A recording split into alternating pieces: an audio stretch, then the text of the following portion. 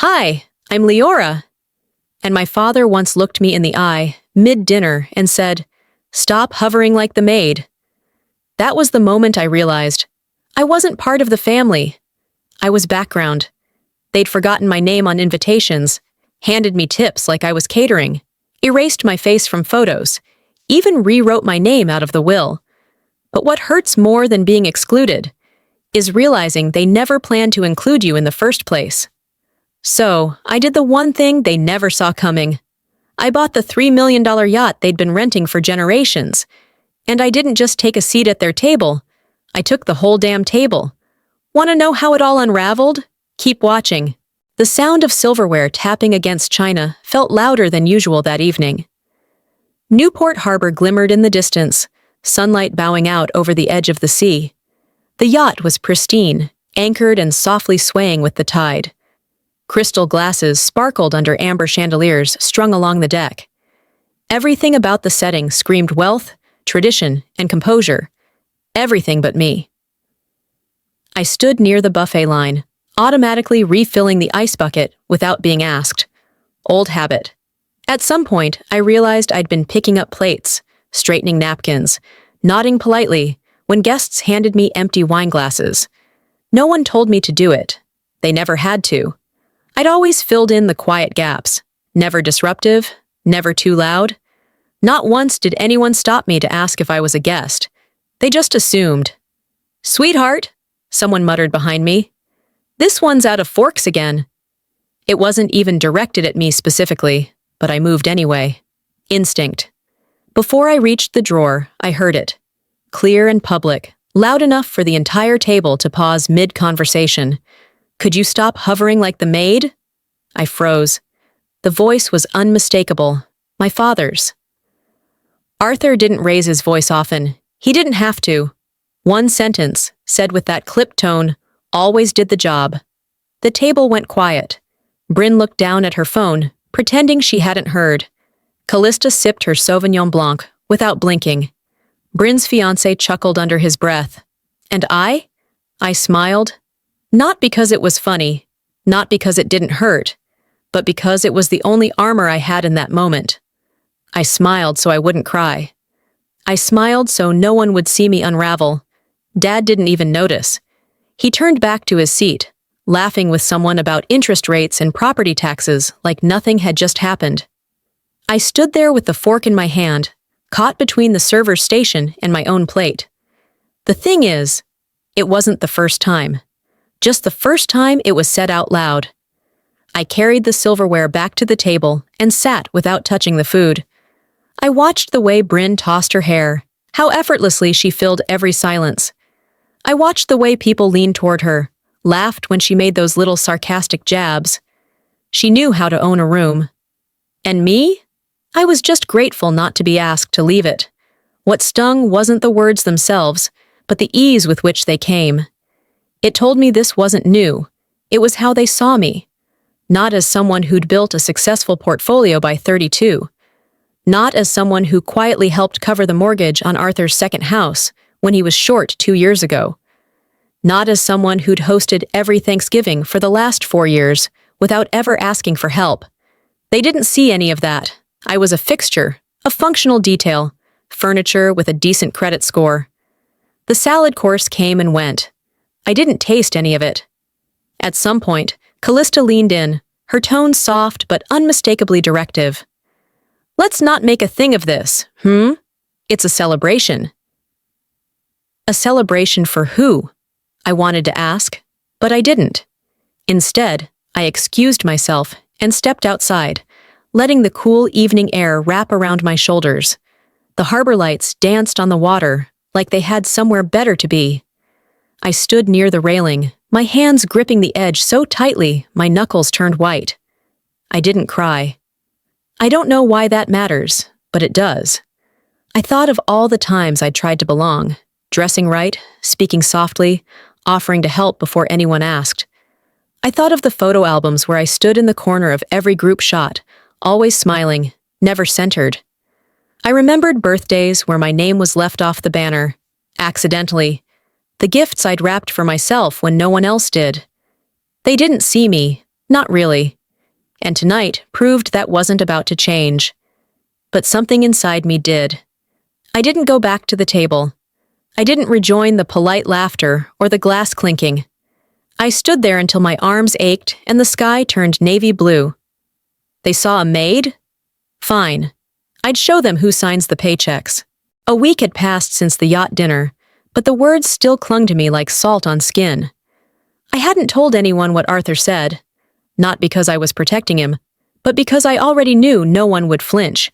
So when Bryn texted that morning, casual as ever, "Hey, come by if you're free, just a small brunch," I stared at my phone for a full minute before replying, "Sure."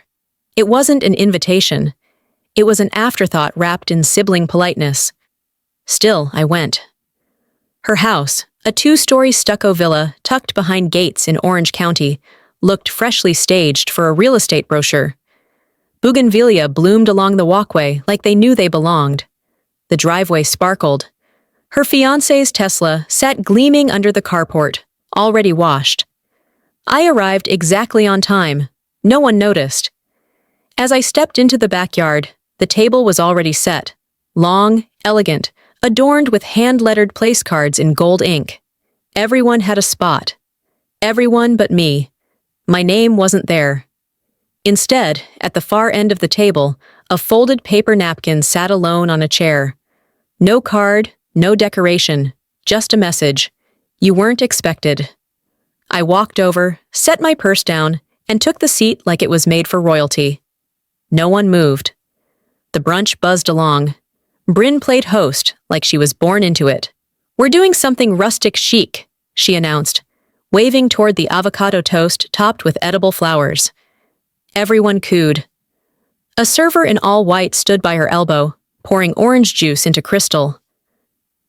I reached for a croissant, and Bryn's fiancé glanced in my direction, then waved me over like a hotel guest in need of service.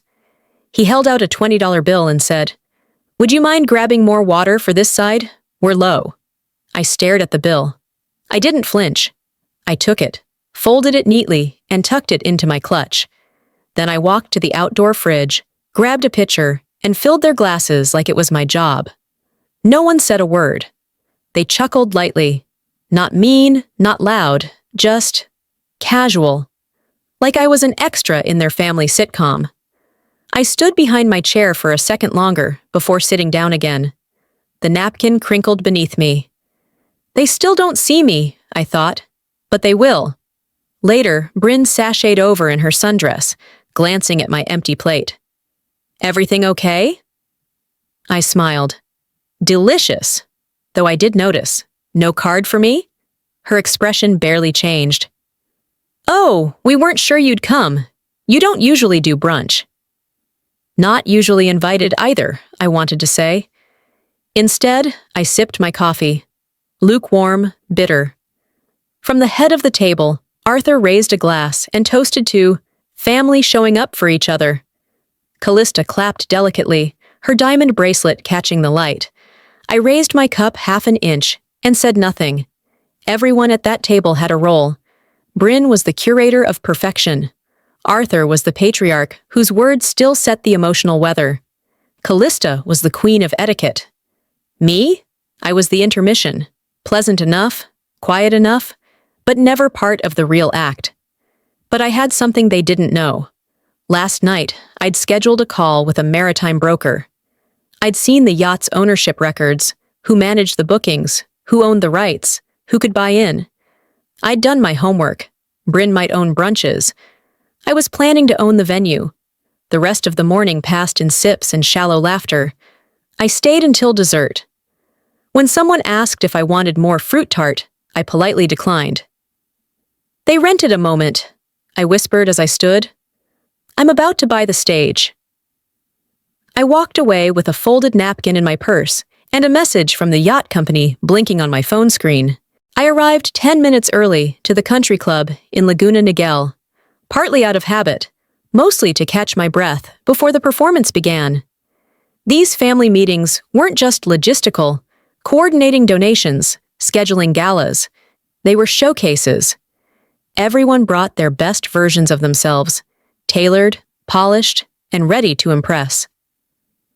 I came in wearing navy slacks and a cream blouse, simple but confident.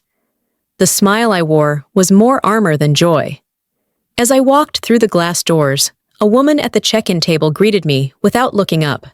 "Last name?" "McVeigh," I said, clear but even. She scanned the list.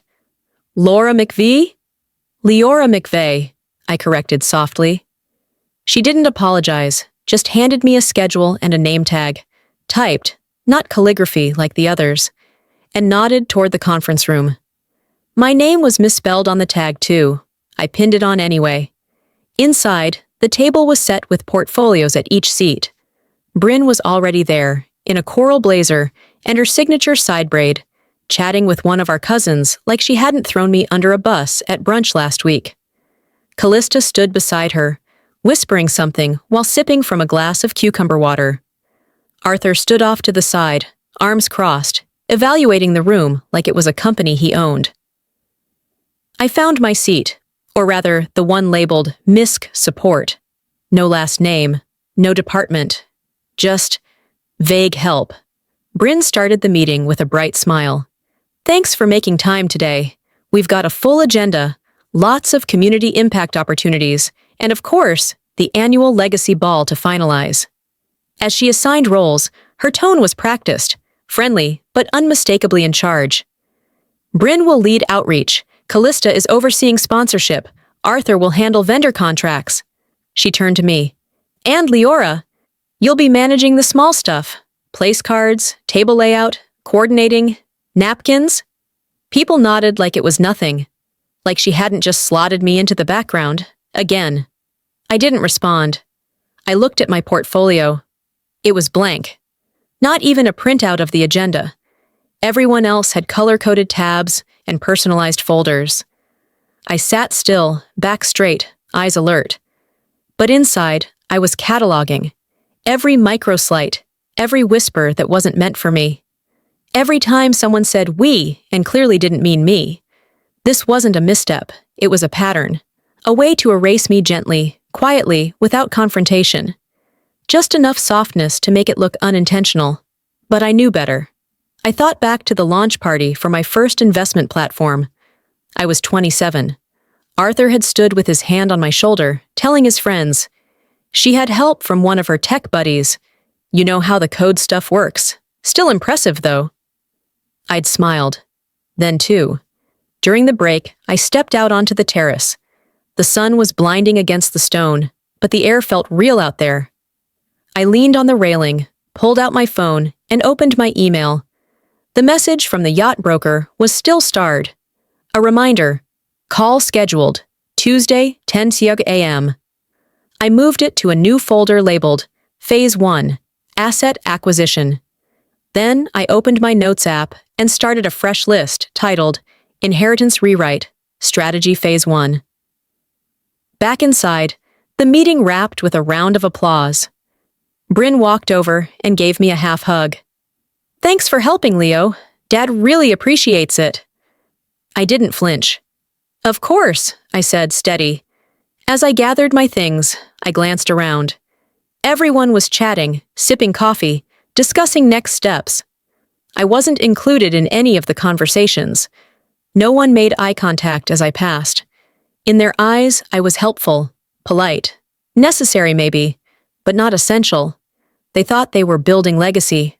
They were writing me out in real time. I arrived late on purpose, not because I wanted to make a scene, but because I knew if I came early, I'd be asked to help set up. Again. So I waited until the guests were already seated. The servers were already circulating with sparkling wine, and the photo ops had already been taken.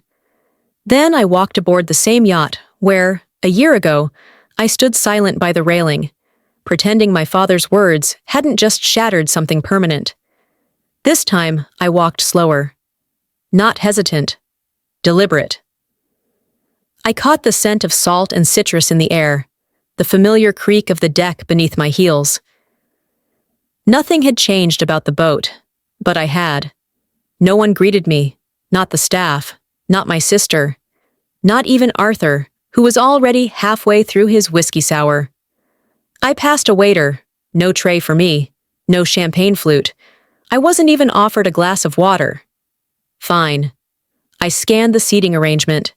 The name cards glimmered in gold calligraphy, each place assigned, each position carefully orchestrated.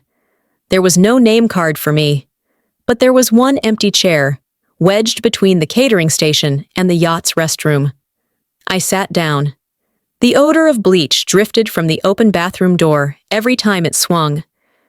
The servers stepped past me, barely making eye contact. Bryn's laughter rang out from the head of the table, effortless as always, like this was her stage. It wasn't hard to see the message. Dinner began. A toast to the enduring spirit of the Hoyerman family. Speeches were read. Assignments acknowledged. Bryn stood, no paper in hand, just confidence, and announced the launch of the Legacy Cabin program. Each room aboard the yacht would now be symbolically named after members who've helped preserve the family tradition. I felt the breath catch in my throat. That cabin? The one Arthur told me would be mine someday? Bryn's name was on the dedication plaque now. Callista beamed. Arthur clapped once, slowly, like he'd just watched a child win a spelling bee. They didn't forget. They reassigned. They rewrote the script while I was still on stage. My body was still, but my mind was a surge of memory and calculation. 5 years ago, Arthur stood with me on this very deck and said, "That's yours someday, kiddo." His hand had rested on the rail. I remember the salt on my skin, the way he didn't look me in the eye when he said it. I believed him anyway. I didn't ask for it in writing. That was my mistake. The rest of the dinner blurred. Callista gave a speech about unity, legacy, and earning your place. A slideshow played against the yacht's upper sail, family photos cycling in soft dissolve. I was missing from half of them. In some, I'd been cropped out entirely. When dessert was announced, I stood. No one stopped me. Why would they? I made my way to the upper deck where no one followed. The ocean stretched out before me, dark and steady. The air smelled cleaner away from the bleach and the chatter. I unlocked my phone. "Move forward," I typed to my attorney. "Full acquisition clearance." I opened the voice memo app, titled a new file. If they ask why. Because they placed me by the bathroom, because they erased me on purpose, because I stopped waiting for a nameplate and started building the table myself. I woke up to the ping of a new email, not a social update or a spam offer, but a forwarded PDF from my father's assistant with the subject, Trust Summary, Legacy Fund Minutes. My fingers hovered over the screen for a beat longer than usual. I opened it. Page after page of family business, donor acknowledgement plans, endowment restructuring, gala planning committees. When I reached the section labeled STEM Scholarship for Young Women, my breath hitched. The Gilbert Family Fund for Girls in STEM. Gilbert. Not McVeigh. Not even a mention of my name in the footnotes. The fund was my idea, my proposal from 3 years ago. I'd written the deck, built the pitch, even secured the matching grant. But now it had been completely rebranded under Bryn's leadership. They didn't just cut me out. They made it look like I was never part of it. I heard my own voice in my head. I created it. I proposed it. And now they've erased me. But this time, on letterhead. I closed the file, opened my calendar, and tapped on today's lunch appointment with SJ Legal. Then I got dressed. By noon, I was sitting across from Seraphine Jackson in a glass-walled conference room overlooking Pacific Coast Highway. She looked impeccable, her blazer the color of dry granite. Her words were even, professional. "I have the document, Leora," she said. "But before I hand it to you, I want to remind you. This was filed legally. It will require formal contest if you want to proceed." I nodded. She slid the folder across the table. I opened it and scanned quickly. Arthur's signature stood out like a bruise. Dated 8 months ago. The document was an amended inheritance directive. The cabin he'd promised me, "That's yours someday, kiddo," had been reassigned. It now fell under a restricted family asset trust, with management listed as Bryn Gilbert. 8 months, and no one said a word. "Thank you," I said, sliding the folder back into my bag. Seraphine didn't blink. I didn't expect her to. I drove home in silence. The air outside was too bright, the traffic too loud. By the time I reached my apartment, the only sound was the soft click of my key in the lock. I tossed my bag on the couch and opened my laptop, logged into the family Google Drive. I searched. Arthur, cabin promise bday clip.move. Nothing. It was gone. But I had backed it up, long ago, out of paranoia or maybe instinct. I opened the external drive, found the clip, and played it. Arthur's voice echoed in my living room. "One day, it'll be yours, kid. You've earned it." He smiled in the video. I remember that smile. It felt sincere back then. Now it just looked rehearsed. I closed the laptop and sat in the dark for a while, not moving. Later that night, my phone buzzed with a voicemail. It was Avon Kimball. "Hey, Leora, just wanted to say, I know things have shifted a bit, but it's all above board. The cabin situation's been restructured. I wouldn't push too hard. Let's keep this dignified, yeah?" No rage in his voice. Just the usual PR calm. The tone of a man used to smoothing over betrayal with business terms. I saved the message and renamed the file, warstartavon.mp3. Then I pulled out a notepad, wrote down 5 lines in thick black ink. Acquire controlling shares of Clear Bay Holdings. Establish independent trust under mom's maiden name. Secure silent legal counsel. Prepare press narrative. End legacy games on my terms. They'd taken my name off a scholarship. They'd erased a video and reshuffled a will. They wanted legacy? I'd build one from the ashes of theirs. I stepped onto the yacht with no fanfare. The same yacht where I'd been called a maid. The same yacht where they'd seated me by the bathroom. But this time, I wasn't there to take a seat. I was there to take the stage. The deck buzzed with conversation, crystal glasses clinking in the late afternoon light. Arthur stood near the railing, sipping a drink, talking low with a city councilman. Bryn was near the dessert table, posing for a photo with Isolde, both dressed like women who didn't worry about bills. Callista wore navy satin and a practiced smile.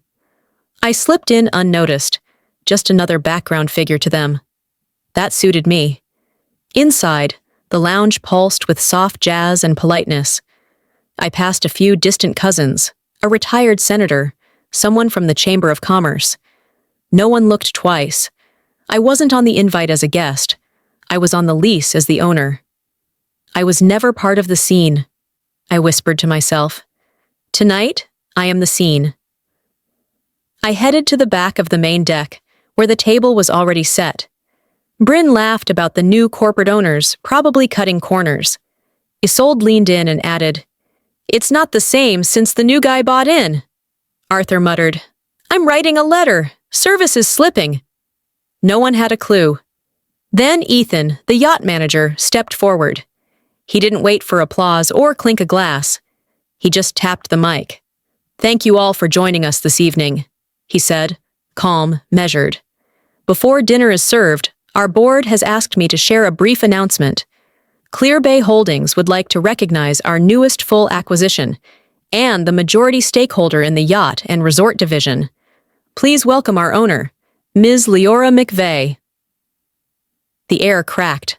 A fork fell. Someone gasped. I stepped into the light. A few guests straightened in their seats. Bryn's mouth opened, but didn't close. Callista stiffened like she'd swallowed ice. Arthur just blinked. "I know this place has felt like home to many of you," I said, even. "Starting next season, the yacht and its properties will remain available, but without legacy discounts or special arrangements. All clients, equal treatment, clean slate." I paused just long enough to let it sink in. Legacy is earned moving forward, not inherited backward. Then I smiled, nodded at Ethan, and stepped back. It was quiet for too long. Someone clapped, out of sync, unsure. I turned and walked off the deck, heading toward the captain's lounge. I didn't look back. Inside, I poured myself a small glass of Pinot Noir and let the door shut behind me. The music softened. Through the tinted window, I watched their expressions shift in waves. Shock, confusion, quiet anger. Bryn leaned toward Arthur, whispering. Callista picked up her clutch and dropped it. They were scrambling. My phone buzzed. Ethan's text lit up the screen. Boardroom's quiet. Your move worked. I didn't reply. Instead, I opened the old voice memo. Arthur's voice from a birthday years ago. You've earned it, kid. It'll be yours one day. I listened once. Then I deleted it. That promise wasn't mine anymore. The legacy he thought he was shaping wasn't the one that would outlast him. I looked around the lounge. Mine now, too. Everything they'd assumed was theirs had a new name on the paperwork. Mine. They wanted a scene. I gave them a rewrite. 3 days after the gala, I stood outside Callista's front door in Irvine, smoothing down the front of my blazer like I needed the armor. The brunch invitation had come via email, unusually warm in tone, signed, with love, always, C. I knew better than to believe it was an olive branch. Still, I showed up. Inside, the dining room looked like a lifestyle spread from a glossy magazine. French linens, crystal pitchers of mimosa, hand-cut fruit on tiered trays. Everything looked deliberate, curated. So did the seating. My name wasn't at the head, nor in the middle. I was placed at the far end, squeezed between a potted fig and the sliding glass door. The sun hit the back of my neck, while the rest of the table basked in shade and comfort. Glad you could join us, Bryn said from across the table, barely glancing up. I returned her smile. It didn't reach my eyes. Halfway through the meal, a family friend with too much cologne and not enough awareness stood up and clapped his hands. Let's do a family photo. Come on, everyone. You know these moments don't come around often. Chairs scraped, platters shifted. Everyone stood, arranging themselves in tiers of smiles and sun-dappled angles. Callista gestured me forward. Then, too subtly for anyone else to notice, angled her wrist and handed me a phone. You don't mind, do you? She asked sweetly. I took the phone. I didn't argue. I stepped back, focused the frame, and clicked. Then I lowered the phone and looked at the image. Perfect. Everyone was in it, except me. They finally got the family photo they always wanted.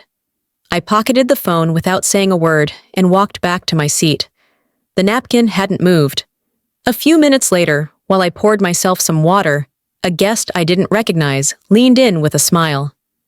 Excuse me, are you with the catering staff? Bryn heard him. So did Arthur. She smirked. He said nothing. I looked at the man and said calmly, No, I own the boat you dined on last Saturday. His face went pale. Bryn looked away. The rest of the meal passed in a dull hum. Conversation turned to tax shelters and third marriages. I listened, noted who said what, not for gossip, for leverage.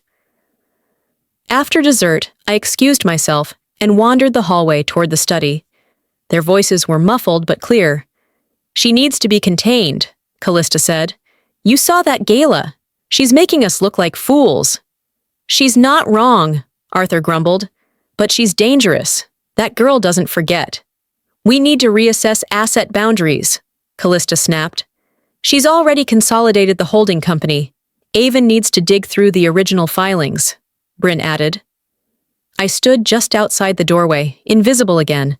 But this time, by choice. I pressed record on my phone.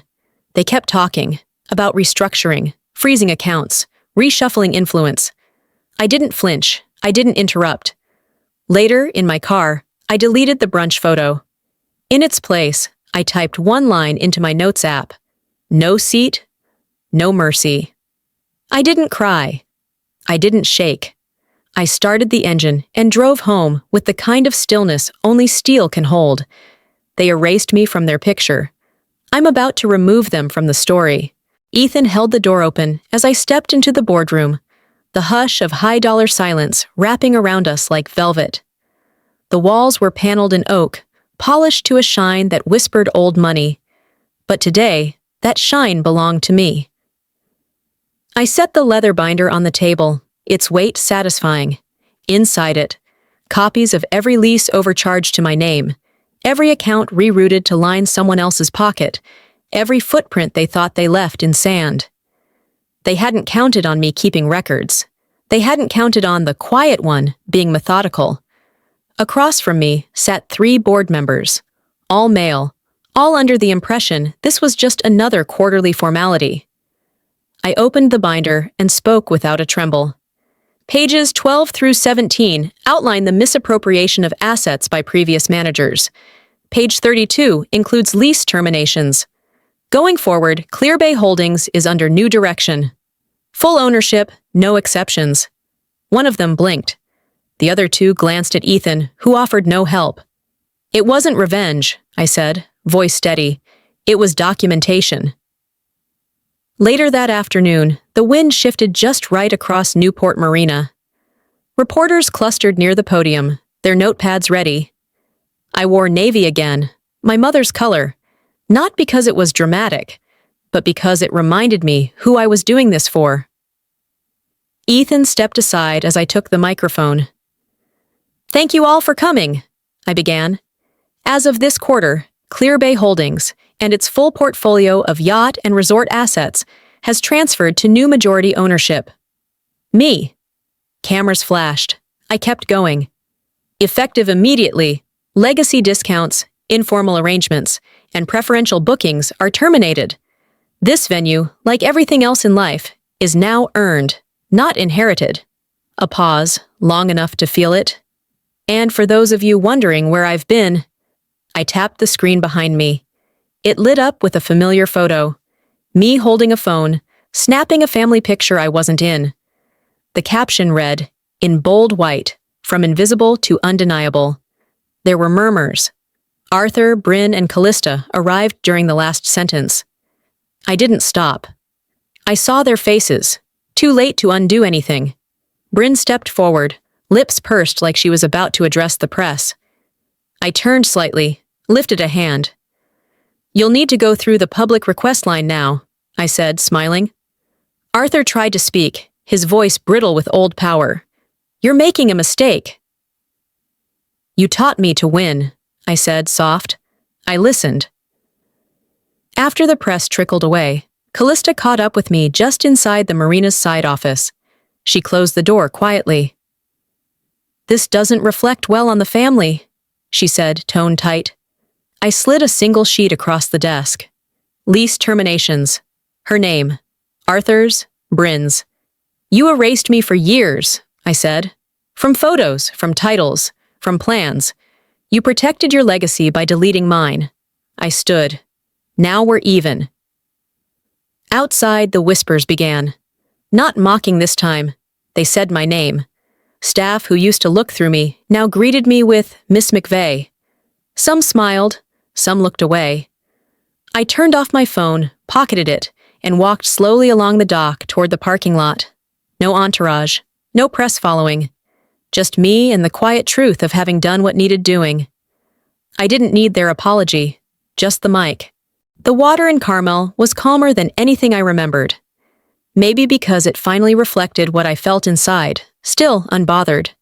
I sat on the edge of my private dock, bare feet grazing the sun-warmed wood, a cup of coffee cradled in my hands. A charter boat glided past, its engine low, slicing through the morning fog like it knew exactly where it was going. This time, the boat was mine. Not metaphorically, not symbolically, literally. After everything, every omission, every slap disguised as etiquette, every rewritten line of my story, I was here, whole. Not because they welcomed me back, but because I built the house they couldn't lock me out of. Winning wasn't loud. It was still, like this. Inside, on the bookshelf beside my desk, sat a glass frame. Not flashy, not prominent, just something you'd notice if you were meant to. Inside it, my mother's handwriting. "You already are." It used to feel like a defense. Now it felt like truth. She hadn't told me to prove anything. She'd told me to stop waiting for someone else's validation. I finally heard her. Arthur arrived unannounced. He parked near the fence line, walked the gravel path without calling first. I opened the door before he could knock. He held nothing, wore no expression I recognized. We didn't hug. He looked around the living room. "You did more than I ever thought," he said finally. "Maybe more than I could have." I stood straighter. "I did what you wouldn't let me." He nodded once, then turned and walked back to his car. No apology, but no denial either. It wasn't a healing. It was an exhale. A day later, Bryn left a box outside the gate. I saw it on the security camera, her face half shielded by sunglasses. She didn't ring the bell. Inside was a framed photo. One from years ago. Us as kids, Mom still alive, Arthur looking 20 pounds lighter. And in the middle, finally, me. I didn't cry. I didn't hang it up either. I placed it in a drawer. Because sometimes closure isn't about acceptance, it's about clarity. That evening, I boarded the yacht as captain for the first time. Not figuratively. The real title, real license, real command. Guests trickled in. Strangers this time, not blood. They shook my hand, asked about the deck upgrades, praised the champagne. No one asked who my father was. No one assumed I was staff. And I smiled. Not the tight, trained smile I used to wear at family functions, but a quiet, full one that said, "I'm here now, as I've always been, just no longer waiting for a seat." Some inherit legacies, others build them. I stopped asking for a seat, because now I own the table. You know, for the longest time, I thought being silent made me strong. That holding it all in, staying composed, meant I was winning. But the truth? Silence only served the people who were comfortable with me being small. It wasn't until I stopped waiting for permission to speak, to be recognized, to matter, that everything changed. I stopped asking to be invited in and started building my own door. And I hope that if you've ever felt erased, minimized, or like you didn't quite belong, even in your own family, you know this. You don't need their validation to claim your space. You just need the courage to show up for yourself. What they meant for exclusion became the blueprint for my expansion. And maybe that's what legacy really is. Not what we inherit, but what we reclaim, refine, and rebuild in our own name. I want to hear from you. Have you ever felt invisible in a room you helped build? Did this story strike something familiar in you? Drop a 1 in the comments if it did, or just tell me where you're watching from. I read every message. And hey, if this story spoke to your heart, subscribe to the channel so you don't miss the next one. Real stories, real strength, right here where your voice always matters. Thank you for being here.